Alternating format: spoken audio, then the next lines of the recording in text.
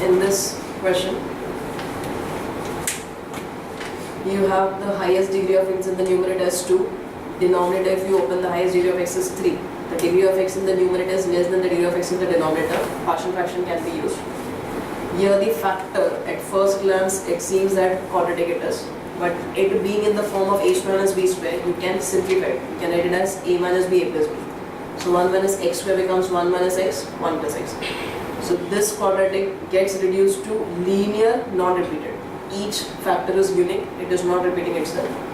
So partial fraction condition, when you apply, we take the expression outside the integral. For each factor, we give a constant, write it in the form of fraction. We'll take the LCM of the terms on the right hand side and equate the numerator from both the sides. The way to find out the values of A, B, C is two methods. First is we can open the bracket for all A, B, C terms and compare coefficients of the left hand side and right hand side. But here, because factors are present, we can take opposite values and find the values of A, B, C. So here in the first bracket I have 1 minus x. So x I can take it as plus 1, so that 1 minus 1 becomes 0. So at a time A and C will become 0, helping us to find the value of B. Then you take x equals to minus 1. A and B both will become 0, helping us to find the value of C.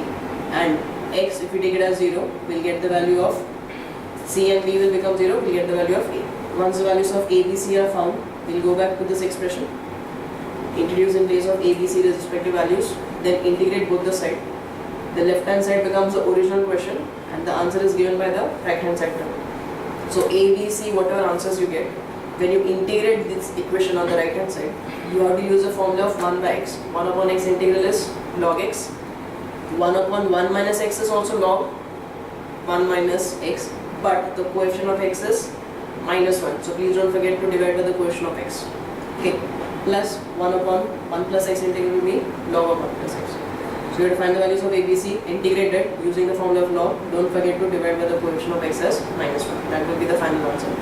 If you get the same coefficient, then you can use further the formula of log A plus log B plus log C and group it also and try to reduce it to a single log, provided the coefficients are same. If the coefficients are not same, that means A, B, C values are not same, then you leave it in the multiple format, whatever it is, 2 times of log of first term plus the second value. Okay, so here quadratic, because of the use of the formula of a square minus b square, we are converting it to linear, non-repeated. Understood procedure?